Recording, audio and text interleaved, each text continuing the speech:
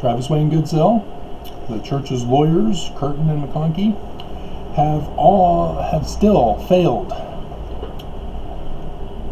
to return the waiver of service to me. I was expecting today to be missing under the theory that the lawyers needed to talk with the full prophets first to get their guidance and counsel directly from the Lord their God, whom they serve.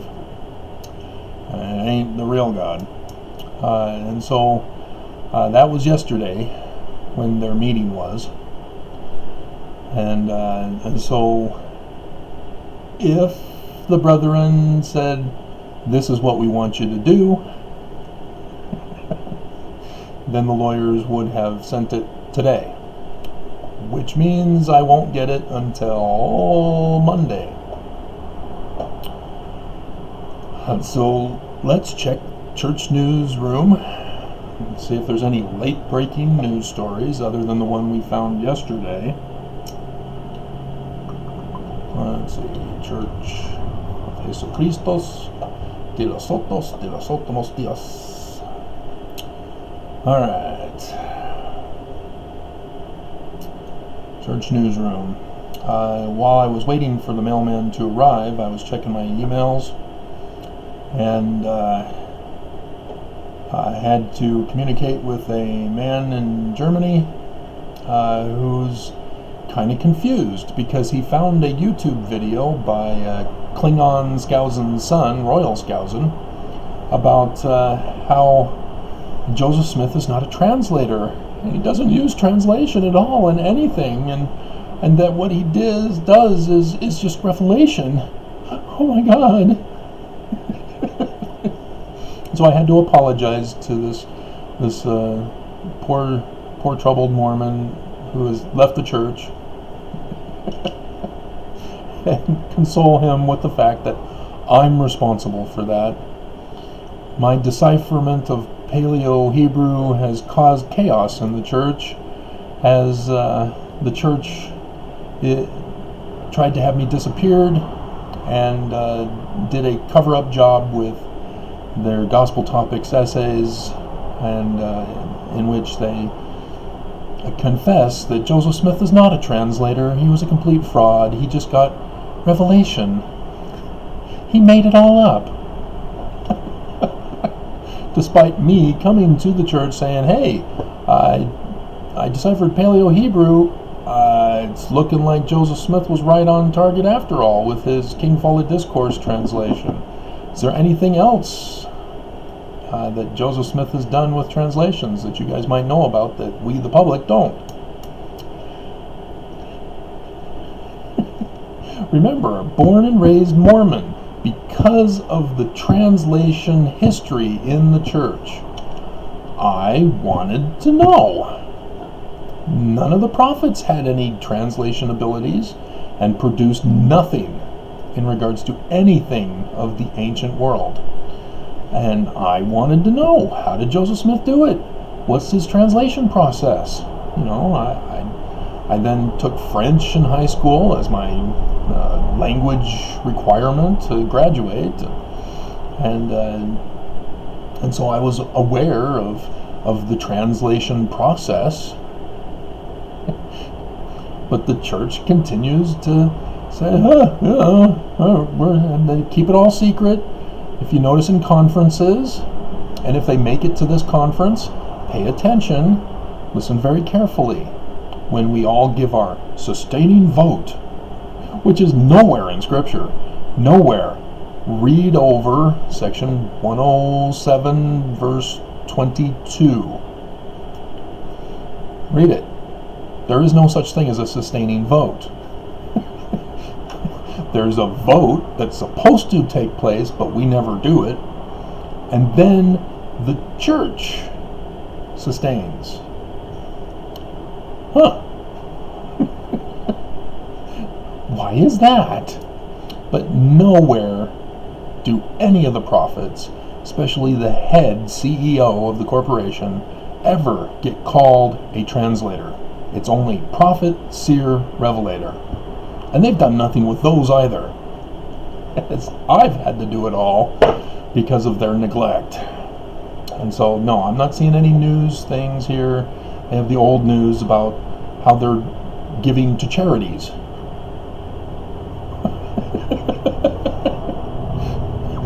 This comes after the scandal of the $100 billion in tithing, where the church has been exposed as a fraud and not giving to charities. So, what do? Oh, we're giving to charities. We're giving a truckload to several locations. It's just unbelievable the corruption and cover-up they do in response to getting caught. Remember, Mormons, this giving to Virginia, to New York, to Idaho, to even the food bank here in Utah, it's all reactionary to having gotten caught failing to give charity with their Ensign Peak associate investment company, which the Articles of Incorporation reveals that the Ensign Peak associates is to give charity from the investments they make. And they haven't done any of it. They haven't given a single penny, not even a single peso, or a ruble, or a ruby. Is it ruby or ruble? Ruble. I think it's ruble. Nothing. They give nothing in charity from that corporation. They are in violation of tax law. They've committed tax fraud, which, yes, all white-collar criminals do it. So, why not the church too? So, yes, that's my lawsuit. Is all the crimes committed just against me. And so, the church is toast. And they would have been informed by the lawyers yesterday in their weekly meeting. As the previous week, they've been attempting to cover up the fact that they haven't been giving charity at all. They've got the bishop's storehouse. That's all they have to do, is expand it and give more. But they won't do it. As news broke last night, which I did the video where I'm laughing for over a minute before I can finally speak. They're trying to make the homeless again without a shelter to go to now. The shelters that they built, which were 400 beds less than the original shelter, they're now saying, hey, we need $3.5 million to keep these running. Or we have to shut it all down. That's how bad it's getting. And the church donated to them. The church of all people donated to them. Oh yeah, we'll help the homeless. We're not going to do it with our bishop's storehouse, but we'll help the homeless. Here's a check. For 0.0000000% of what we make. Oh my God. I mean, the corruption just gets worse and worse. And yeah, it needs to end, and it will end, but the judges in the federal court are delaying it purposely, violating the federal laws to protect the church. But fortunately, I found the Rule 4D, which is waiver of service. And I sent it to the church lawyers. They got it on Monday. And they were holding on to it until they were able to talk with the brethren on Thursday. And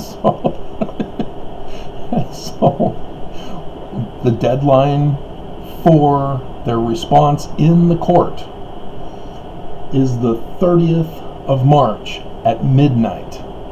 So on the 31st of March, if they do not respond to the court, it's over. Officially over. Because they're the defendant this time. The first the first entry of default, which you see on my docket, that was for the judge. Her corruption is now on record. It's an entry of default. She failed to follow the law that she's supposed to follow as a federal judge. It's now on record. That's how hysterical this whole thing is. These guys just don't even care that they're committing corruption, that they're violating the law. It's just unbelievable. But yeah, that's the deadline. On the 31st, I get to go in and declare an entry of default on the defendant. The judge will most likely ignore it because she's ending her work at the end of April. So it'll be the next judge to come in and say, uh-oh, why are you sticking me with this one? The church will have me excommunicated. They'll have me disappeared. And so it's just all chaos here in Utah. All because of me. Because of what they've done to me. I came to Utah bearing glad tidings of great joy. I've deciphered Paleo-Hebrew. I went on to decipher petroglyphs in Egyptian. I went on to make the discovery, as did a couple other people, but I was the one who developed it into a theory that the Bible stories came from the Egyptian petroglyphs. Me. And the church disappeared me. Because they're so afraid that Mormons will go, wait a minute, Travis is a translator. You guys are not translators. They're more concerned about their power and authority than they are about proving Joseph Smith, the founder of the organization, correct. I had no interest in being the leader of the church. I had an interest in proving Joseph Smith right. And I can't do that 100%. He's made a few errors. But his translation is legitimate. His method is legitimate because that's how the Bible author did it. It's the same exact pattern. And so you'd think the church would want to spread the word on that. Nope. We'd rather say that Joseph Smith was a fraud. It's unbelievable, the horror show that I, as a born in the church Mormon, going on 50 years, faithful, active, paid the protection money, extortion tithing, went on the recruitment pyramid scheme scam to New York. Just unbelievable. Early morning seminary, Eagle Scout, temple every day while I was in Utah. Oh, man. And Rick's College, which I had to redo all my course requirements at the university because they don't accept any credits from Rick's. We don't accept any of these credits. Wait, no, we do accept this math one. So, yay. Man, it's just unbelievable, guys. And the church just thinks they're going to get away with this, like they always have so far. You know, millions have stopped going to church in the church. They've been caught red-handed over and over again on this crime and that crime. They abandoned the Boy Scouts, left Mormons hanging without compensation for damages that the church was involved in, and involved in covering it up even. Unbelievable. And so that's why I'm laughing so hysterically over all this. This is what I do during trauma.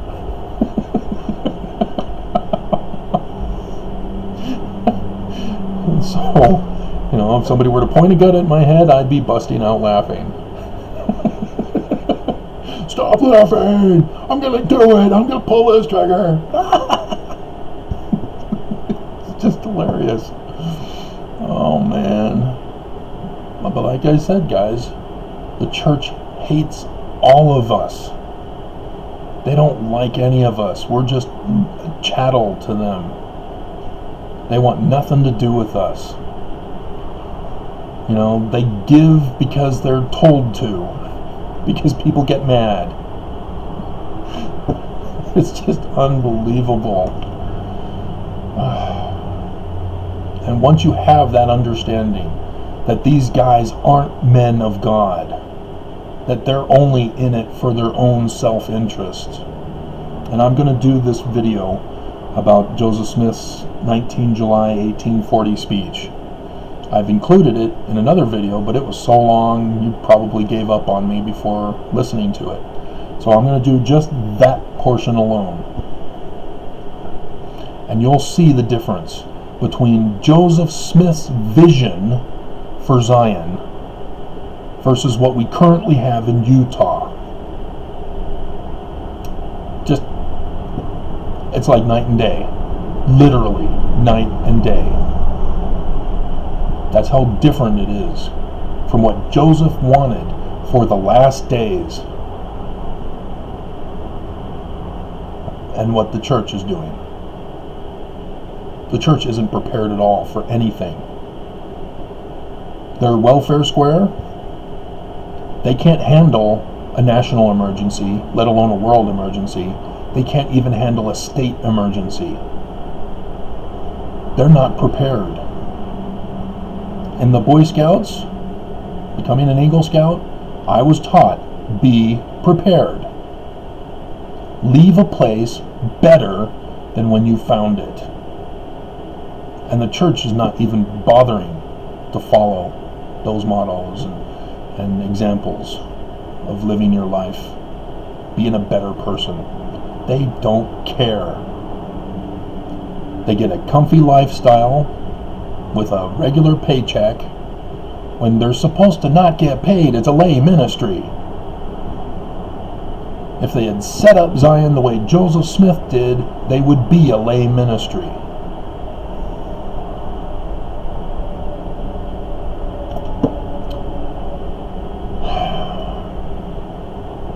So, that's an update for today. Talk to you again tomorrow. Just in case, because the waiver could come tomorrow. If it got out today or yesterday, I don't know. It depends on when the mail comes to them. If it came after their meeting, then yeah, they may have sent off the waiver after the meeting before the mail came to pick it up. So I'd get it on Saturday other than Monday. So we'll see. I'll keep you updated.